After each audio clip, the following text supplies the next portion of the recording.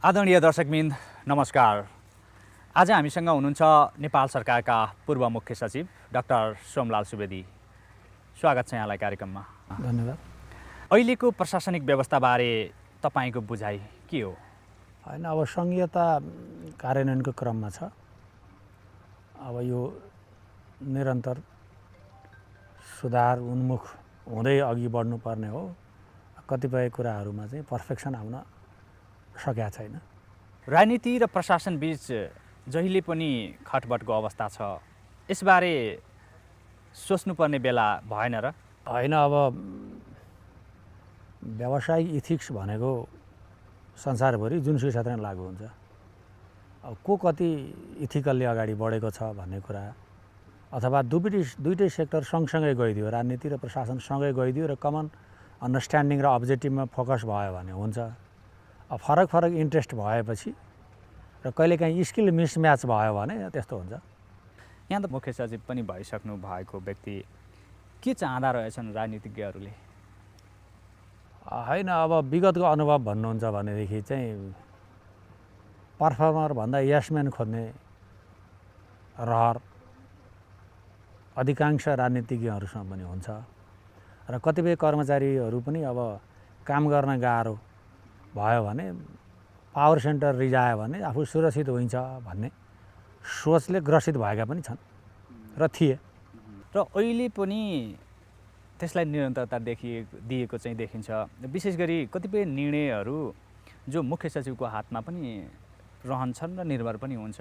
यहाँको पालाको अनुभव सुनाउनु पर्दा के रह्यो? होइन, अब निर्णय भने त अब मुख्य सचिवलाई कानुनले कुनै अधिकार दिँदैन। उसको तर्क राख्ने हो। तर्क चाहिँ अब प्रस्ताव पठाउने सचिवदेखि प्रस्ताव पठाउने मन्त्रीसम्मले पहिल्यै सुन्यो भने निर्णयहरू परिमार्जित हुन्छन्। अब कति सुन्छन् त्यो अहिले मलाई थाहा छैन। प्रशासनले जुन विज्ञ तटस्थ परामर्श दिनुपर्ने हो त्यो दिन चुकेको हो। अब यसो भयो, तर्क सुन्ने संस्कार छ, खोजिन्छ भन्ने भयो भने मेहनत गर्छ। अब सुनिँदैन भने किन दुःख गर्छ र? त्यसमा दोहोरै कुरा हो। एउटा चाहिने विकल्प दिने कुरा हो। विकल्पलाई नीतिमा परिणत गर्ने काम पोलिटिसियनको हो।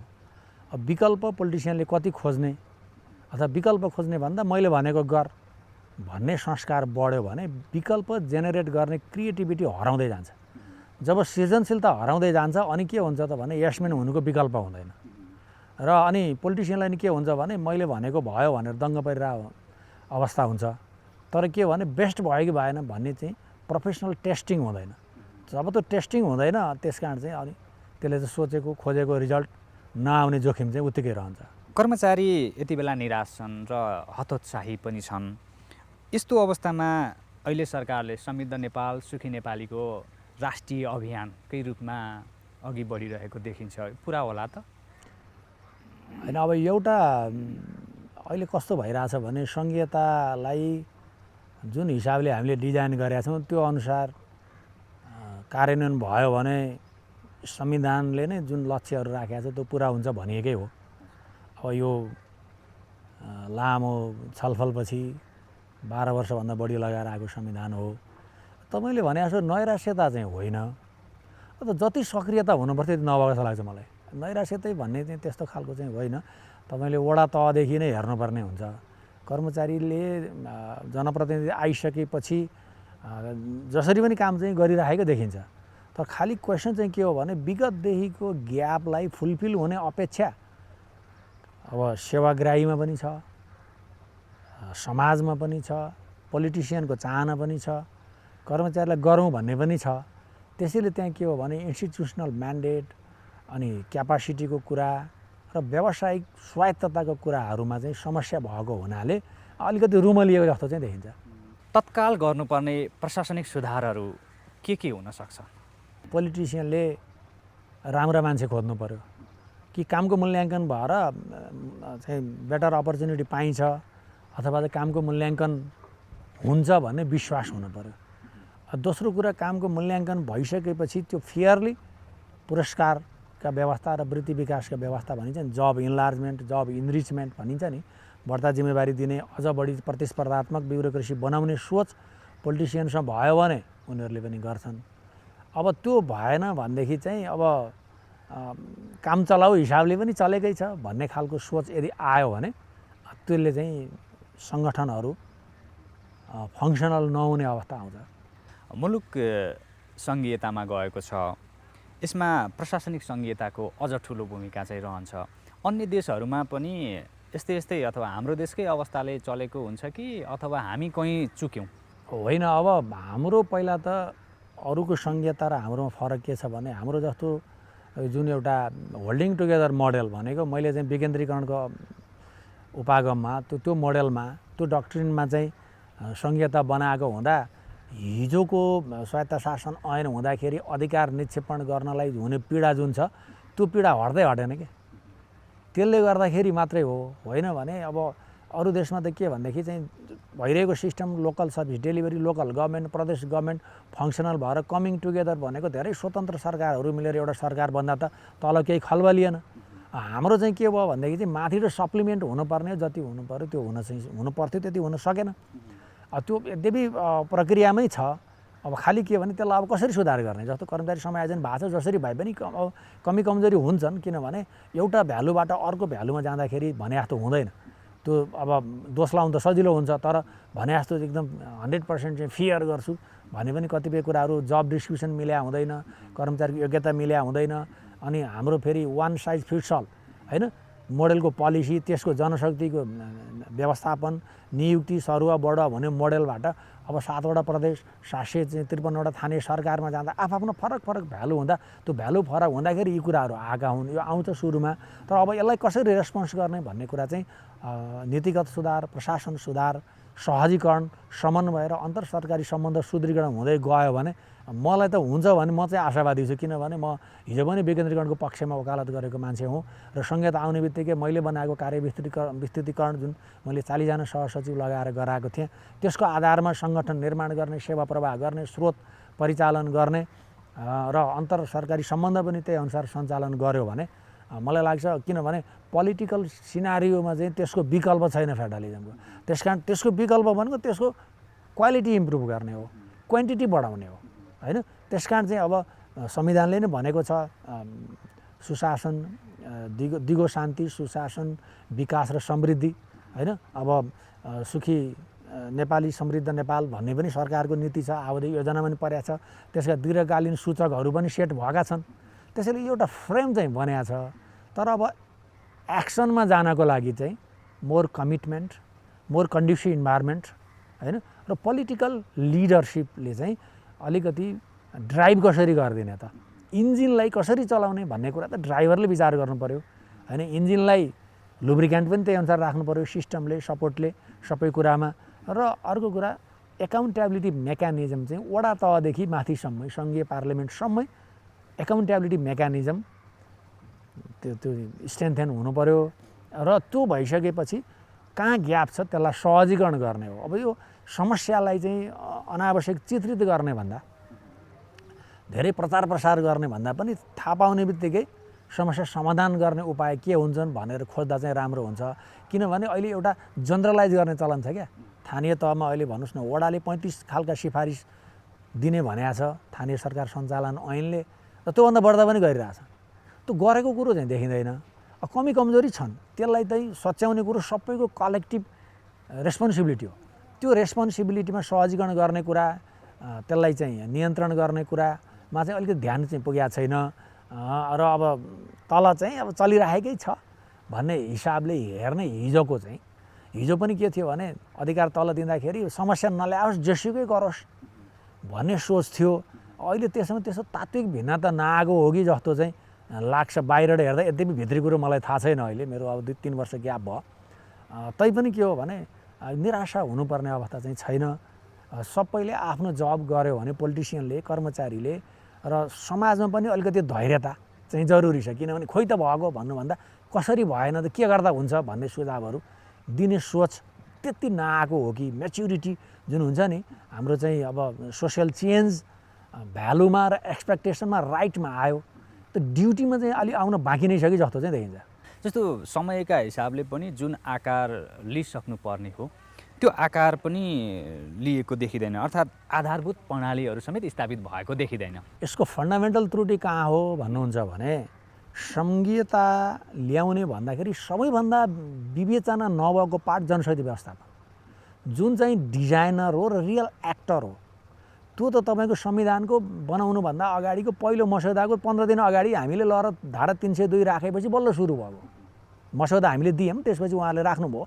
अब त्यो बाहेक अगाडि नै एनालिसिस गर्नुपर्थ्यो, नम्बर 1। नम्बर 2, संविधानका अनुसूचीहरूको बाँडफाँड चाहिँ कार्य विस्तृतीकरण पहिला भएर त्यसको समरी संविधानको अनुसूची हुनुपर्थ्यो।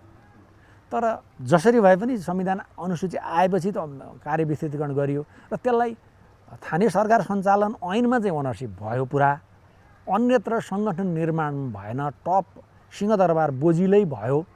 अब यो बोजिलो भएको हुनाले दोहोरो खर्च हुने भयो, तल स्वायत्तता पनि भएन र क्यापासिटी पनि भएन। किनभने सिंहदरबारमा अथवा केन्द्रीय हिजो सङ्घीय सरकारमा त क्वालिटीका प्रतिस्पर्धी कर्मचारीहरू चाहिँ त्यति आएनन् भन्ने लोकसेवाको प्रतिवेदनलाई हेर्दाखेरि पनि बेस्ट ट्यालेन्टहरू कसरी हन्ट गर्ने भन्ने समस्या अहिले पनि छ भने अब वडामा, गाउँपालिकामा, प्रदेशमा कसरी हुन्छ भन्ने सोच त्यति पुग्न सकेन। प्रदेशका लोकसेवा प्रभावकारी कति भएनन् भन्ने कुरा हेरिएन, अझै हुन सकेका छैन, काम सुरु नै भएको छैन भन्दा त्यस कारण चाहिँ के भने केन्द्र र सबै कुरो एउटा डिसिजनले हुन्छ भन्ने हामी बानी परेकाले फरक फरक ठाउँमा फरक फरक आवश्यकता हुन्छन् र फरक ढङ्गले काम गर्नुपर्छ, पारदर्शी जिम्मेवार जवाफदेही भएर काम गर्नुपर्छ भन्ने कुरा भन्दा पनि हिजो जसो गरेको थियो त्यसरी चलिरहेछ भन्ने सोचले पोलिटिक्स, ब्युरोक्रेसी र राजनीतिक रूपले इम्पोर्टेन्ट पर्सन भन्छ, पोलिटिकल्ली इम्पोर्टेन्ट पर्सन, यी सबैमा पावर सेन्टरहरूमा पनि चल्छ भन्ने भयो। र जुन एउटा फेडरलिजमले ल्याएको परिवर्तन अथवा आउनुपर्ने परिवर्तन अनुरूप संस्थागत संरचना र मोडस अपरेन्डीमा चाहिँ जति आउनुपर्थ्यो त्यति चेन्ज नआएको, तर अब बिस्तारै हुँदै गएको चाहिँ देखिन्छ। जस्तो राजनीतिक हिसाबले पनि निर्णयात्मक तहमा हामी अगाडि बढ्यौँ, त्यो अनुसार अब कर्मचारी समायोजन पनि जे जस्तो जसरी भए पनि एक हिसाबले भयो भनौँ, तर वित्तीय विषयमा अझै पनि सुरुवात नै भएको छैन। तुलनात्मक हिसाबले हाम्रो फिस्कल ट्रान्सफर राम्रो छ, वित्तीय हस्तान्तरण जुन हिसाबले भएको छ अरू म्याच्योर्ड फेडरल कन्ट्रीकै हाराहारी जस्तै हुन खोजेको देखिन्छ क्या। जस्तो अब राष्ट्रको झन्डै 40% त सङ्घ र प्रदेशलाई स्थानीय सरकार र प्रदेशलाई वित्तीय हस्तान्तरण छ नि। उनीहरूले कतिपय अवस्था विभिन्न कारणले खर्च गर्न सकेका छैनन्। अनि त्यो एक खाले वित्तीय आयोगले पुरा अध्ययन नगरिकन एडक हुँदा त यतिको छ भने भोलिका दिनमा राम्रो अध्ययन हुँदाखेरि यो त सुधार हुनु देख्छु। मैले संहिताको सबभन्दा पोजिटिभ पार्टै त्यही देख्छु मैले त। मैले फरक देखेँ हो कि थाहा छैन होइन, किनभने त्यतिको स्रोत जाने भनेको कुरो कतिपय फेडरल कन्ट्रीहरूमा त्यति धेरै रिसोर्स जाँदैन। हाम्रो रिसोर्स कम होइन, तर कुरा के हो भने चाहनालाई मिट गर्न तुरुन्तै भइदिए हुन्थ्यो भन्ने हिसाबले कमी कमजोरी भएको हो। यद्यपि त्यसमा प्राथमिकता र तत्काल थोरै खर्चले धेरै फाइदा हुने जुन स्थानीय सरकार सञ्चालन ऐनले भनेको छ त्यहाँतिर योजना कति गए, कति योजना कार्यान्वयन हुन सके, कति राम्रोसँग भयो, जनशक्ति कति भयो होइन, समुदायलाई कति हामीले इङ्गेज गराउन सकियो, यी सबै कुराहरूले गर्दाखेरि चाहिँ के भने हिजोको गभर्नेन्स र गभर्नेबिलिटी डेफिसिटलाई एकैचोटि रिकभर अहिले हुन्छ भन्ने सोचेर हुँदैन। त्यो डेफिसिटलाई कसरी कभर गर्ने भन्ने हामीले योजनै बनाउन सकेनौँ। हाम्रो चाहिँ 51 सालदेखि नै प्रशासन सुधार सङ्कुचित हुँदै आएको छ। फेडरल मोड अफ गभर्नेन्सलाई जानलाई, फेडरलिजमलाई कार्यान्वयन गर्ने गरी प्रशासन सुधारका आयामहरूलाई अगाडि बढाउन सकिएन। यो ट्रान्जिसन पछि त हुनुपर्थ्यो, त्यो भएको जस्तो देखिँदैन। कसरी सुधार हुन्छ भन्ने कुरा एउटा कुरा राखेर भएन, वडामा कसरी सुधार हुन्छ भनेर हेर्नु पर्यो, फ्रम वडा तहबाट हेर्नु पर्यो होइन। सिंहदरबारको कार्य सरलीकरण मात्रै होइन कि वडाको कार्य सरलीकरण पनि सँगसँगै आउनु पर्यो। त्यो हिसाबले चाहिँ आउन सकेका छैन। आशा गरौँ आउला, जिम्मेवार पदाधिकारीहरूले ध्यान देलान्। संविधानको अनुसूची 5 देखि 9 सम्ममा अधिकारको बाँडफाँड भएको छ। सोको प्रयोग गर्न थालेको पनि आज करिब 4 वर्ष पुग्दैछ भनौँ। तर पनि सङ्घीयता कार्यान्वयनमा जे जस्ता अभिव्यक्ति र अप्ठ्याराहरू आउनुपर्ने हो नि तिनीहरू यथावत नै छन्।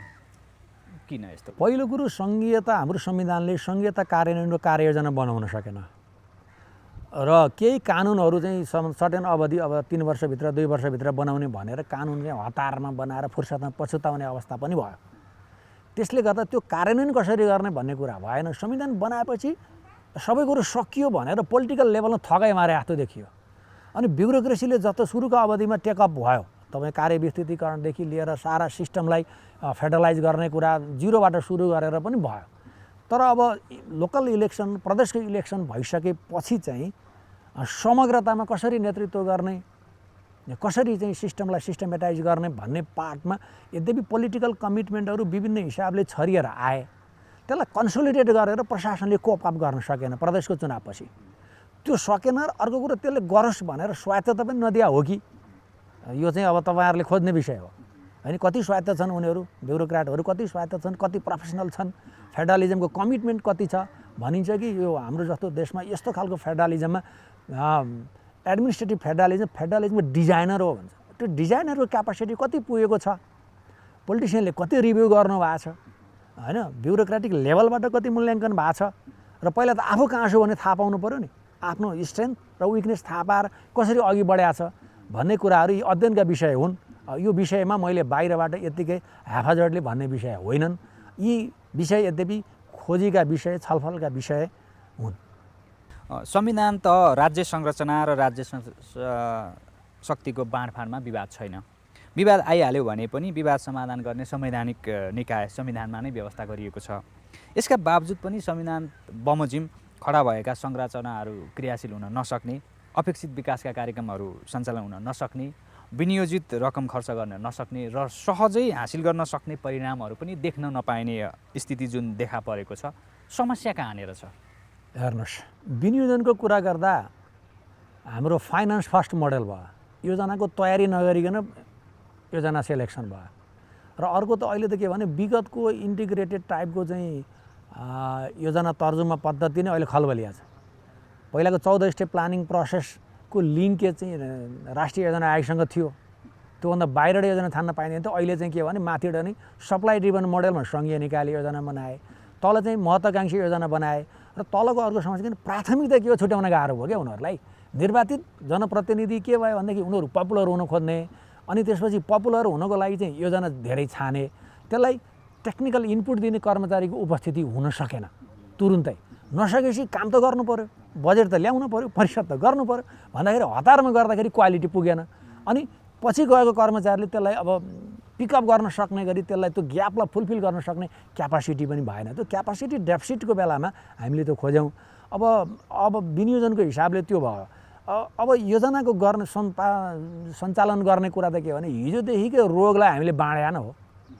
सङ्घीयता भने हाम्रो माइन्डसेट त त्यही हो नि, त्यही बाँडेको हो नि। हामीले सुधारेर लगेर तल क्यापासिटी बनाएको त छैनौँ। माथिबाट हामीले कर्मचारी पठायौँ। पठाउँदाखेरि मागको आधारमा, क्षमताको आधारमा भन्दा पनि केन्द्रको बोझ मिलाउने हिसाबमा हेऱ्यौँ। तल चाहिने आवश्यकताअनुसार गर्न विविध कारणले सकिएन। यो प्रब्लम हो। किन सकिएन भन्दा स्किल मिसम्याच भयो। चाहिने जनशक्ति छैन, नचाहिने जनशक्ति गएको भन्ने चाहिँ प्रदेशका मुख्यमन्त्रीज्यूहरूको, मेयर साहबहरूको होइन, गाउँपालिका नगरपालिका चाहिँ अध्यक्ष उपाध्यक्षज्यूहरूको चाहिँ त्यस्तो खालको गुनासो छ। मान्छे त पठाइदियो सर, खोइ कामै अब हामीले खोजे जस्तो भएन।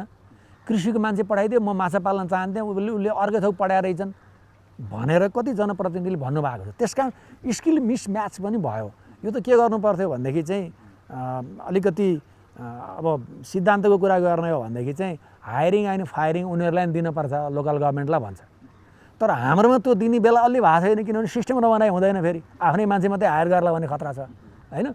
त्यस कारण चाहिँ अब यो केही समय ट्रान्जिसन प्लान बनाउँदाखेरि चाहिँ अलिकति हामीले त्यो एडमिनिस्ट्रेटिभ ट्रान्जिसन प्लान पनि त्यति बनाउन सकेनौँ। अब अलि निर्वाचित जनप्रतिनिधि आएपछि तुरुन्त कर्मचारी पनि खटाउनु पर्ने भयो।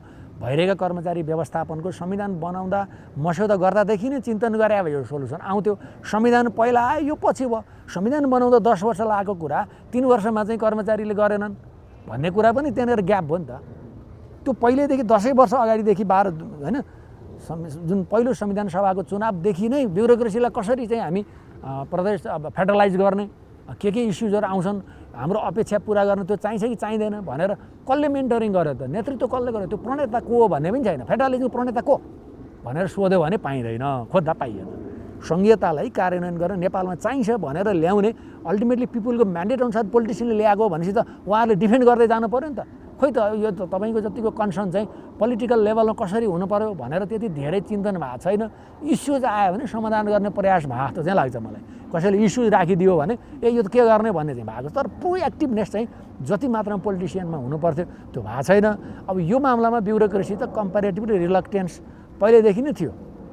मैले कार्यविस्तृतीकरणमा सचिवहरूलाई अनुरोध गरेका थिएँ। मैले संविधान जारी भएको तेस्रो दिनको दिन मैले चिठी लेखेको छु। भोलिपल्ट बिदा थियो।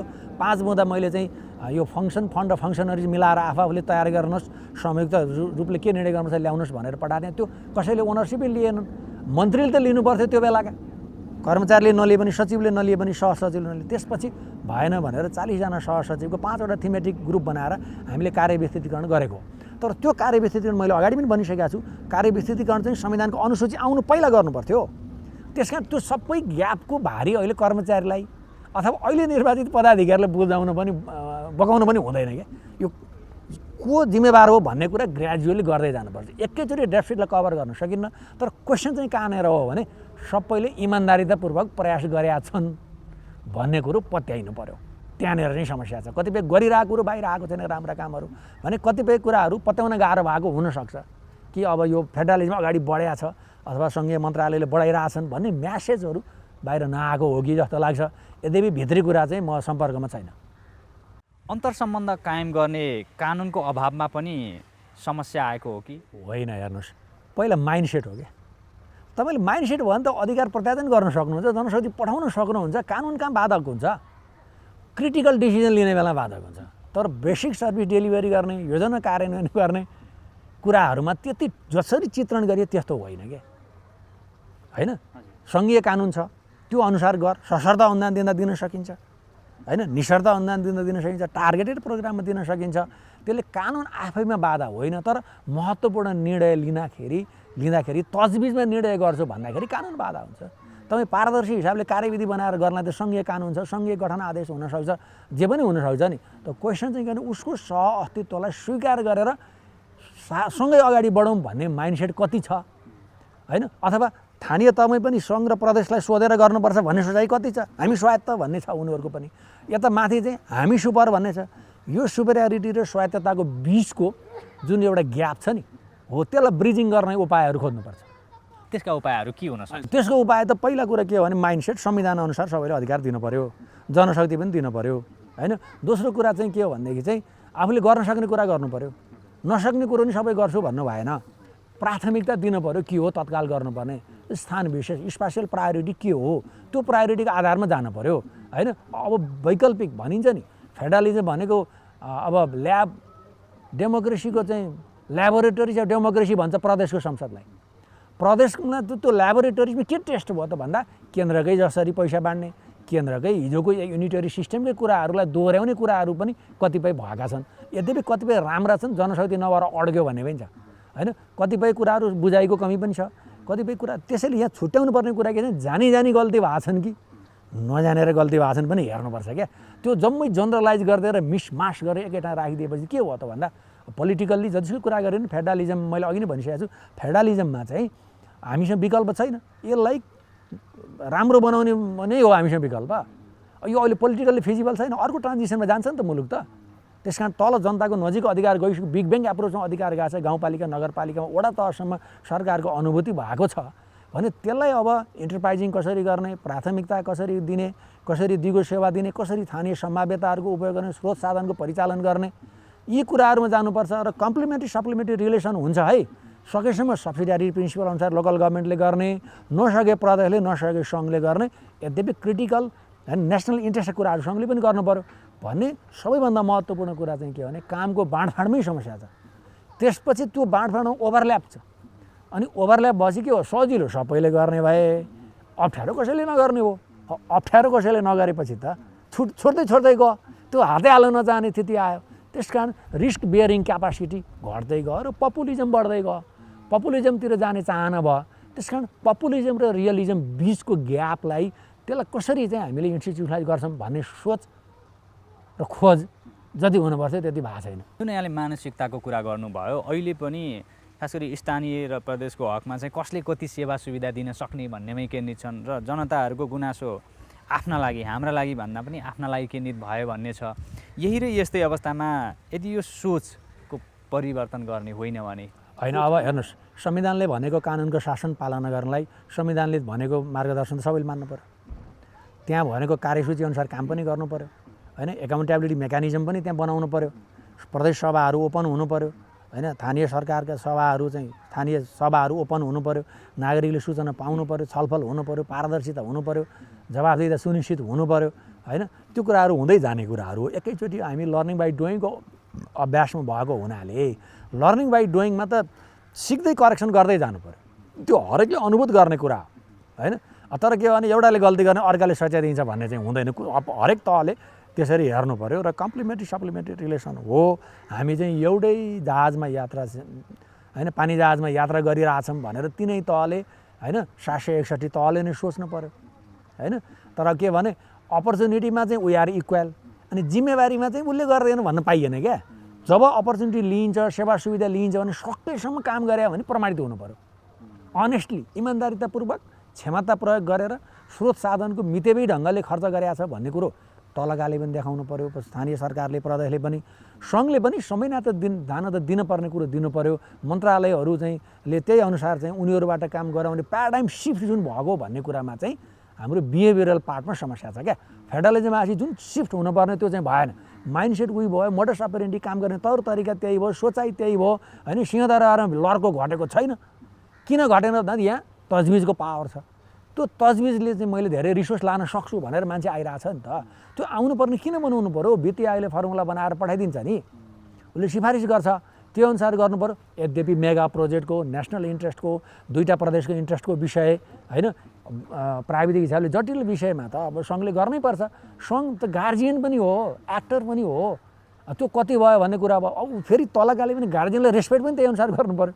यो टु वे भयो। त्यो कसैले आइसोलेसनमा राखेर तिनटै तल आइसोलेसनमा राखेर चाहिँ हेर्नु हुँदैन। यो कलेक्टिभली हेर्नुपर्छ।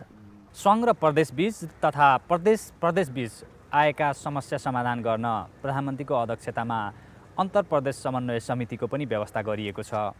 तर जुन र जे छलफल हुनु पर्थ्यो, जसरी छलफल हुनु पर्थ्यो त्यो अगाडि बढिरहेको देखिँदैन। यहाँलाई के लाग्छ? अब हेर्नुहोस्, यो पोलिटिकल विषयमा मेरो कमेन्ट गर्नु भन्नु केही छैन। संविधान अनुसार सबैले गर्नुपर्ने हो होइन। अब पोलिटिकल कुरामा कसले गरेन मसँग अहिले इन्भेन्ट्री छैन, मैले त्यहाँतिर जान चाहन्न होइन। त्यो विषय मेरो क्षेत्राधिकारको विषय पनि होइन। अब समस्या छैन, भएको छैन भने भएको छैन भन्ने कुरो उहाँहरूलाई पनि थाहा होला। किनभने पिपुलको म्यान्डेट र पोलिटिकल पार्टीको घोषणापत्र त संहिता कार्यान्वयन गर्छु भनेरै आएको भएपछि त घोषणापत्र त हेर्नुपर्ने होला नि त पोलिटिकल पार्टीले होइन र। फेरि अब अर्को एउटा कुरा तपाईँले उठाउनु भएकोमा म एक्जिक्युटिभ मात्रै भन्दिनँ, पोलिटिकल पार्टीका संरचनाहरू कति फेडरलिजम फ्रेन्डली छन् होइन। सबै पोलिटिकल पार्टीको हेडक्वार्टर केन्द्रमा छन्। अनि हरेक मान्छेलाई पार्टीको टिकट लिन केन्द्रमा आउनुपर्छ भनेपछि त माइन्डसेट त त्यहाँबाट आउनु पऱ्यो नि। मैले एउटा पढेको थिएँ, चीनको राष्ट्रपति सी जिनपिङको इन्टरभ्यूको सङ्कलन भएको किताब नेपालीमा उल्था भएकोमा पार्टी राम्रोसँग सञ्चालन भयो भने सरकार राम्रोसँग सञ्चालन हुन्छ भने उहाँले त्यो भन्नुभएको छ। मैले कता पढेको थिएँ हो। भने जस्तै पार्टीहरू पनि त फेडरलिजमको स्पिरिट अनुसार, डिपेन्डिङ डेमोक्रेसी स्पिरिट अनुसार चलेका छन् त हाम्रा राष्ट्रिय पार्टीहरू। त्यस कारण उनीहरूलाई पनि त भित्र त के छैन, हस्तक्षेप गर्न पाए, मेरो प्रभाव पार्न पाए भन्ने भइसकेपछि त अब पोलिटिकल पार्टीको चाहिँ पार्टीभित्रको कन्फ्लिक्ट अनि त्यसपछि सरकारका तहहरू बिचको पोलिटिकल इन्ट्रेस्टका विषयमा चाहिँ मैले अध्ययन गरेको छैन। अब यो अहिले मैले त्यत्तिकै हाफाजडली होइन अनुमानका भरा चाहिँ यो संवेदनशील विषय हो। किनभने हामी फेडरलिजम जग बनाउने क्रममा चाहिँ कसैले पनि झुटो बोल्नु हुँदैन। हामी जग बनाउने क्रममा छौँ, जग कमजोर भयो त घर भाँसिन्छ। त्यस अर्थमा मैले यो कुरामा अनुमानको भरा चाहिँ यो विषय मैले कमेन्ट गर्दिनँ। अन्तर समन्वय तथा सहकार्यका दृष्टिकोणले स्थानीय तह, प्रदेश र सङ्घबीच निरन्तर छलफलको आवश्यकता कतिको देख्नुहुन्छ? अब हेर्नुहोस्, मैले त के भनेको थिएँ भने प्रदेशका मुख्यमन्त्रीज्यूहरूलाई तपाईँहरू एउटा कमन प्लेटफर्म बनाउनुहोस् ताकि नलेज सेयरिङ पनि हुन्छ, इस्युजहरू सङ्घीय सरकारसित समन्वय गर्न पनि सजिलो हुन्छ भनेको थिएँ होइन। सुझाव मैले लेखेको पनि छु, कतै मेरो लेखमा पनि छ, मैले मेरो आर्टिकलमा पनि लेखेको छु। एउटा कुरा त्यो। दोस्रो कुरा चाहिँ प्रदेश समन्वय परिषद भने जुन प्रदेश र स्थानीय सरकार बिचमा छ त्यहाँ पनि छलफल हुनुपर्छ। त्यहाँ पनि के छ भने स्थानीय तहले प्रदेशले कार्यान्वयन गर्ने भनेर छानेका प्राथमिकता योजना अनुसार चाहिँ प्रदेशले बजेट दिनुपर्छ भन्ने बिचमा मैले ओरिएन्टेसनमा एक दुई ठाउँमा जाँदा मैले भने पनि थिएँ, सुझाव पनि दिएको थिएँ। तर कुरा के छ भने आफ्नो पावर चाहिँ आफू तजविज गरौँ भन्ने अनि अर्काको तजविज चाहिँ हुनुहुन्न भन्ने माइन्डसेट जुन छ वडा तहदेखि नै छ क्या, तलदेखि नै। त्यसमा के हुनु पऱ्यो भने राइट ढङ्गले काम गर्नु पऱ्यो। कानुन त संविधान त गर्नुपर्ने काम जसले हो त्यसले गर्नु पऱ्यो।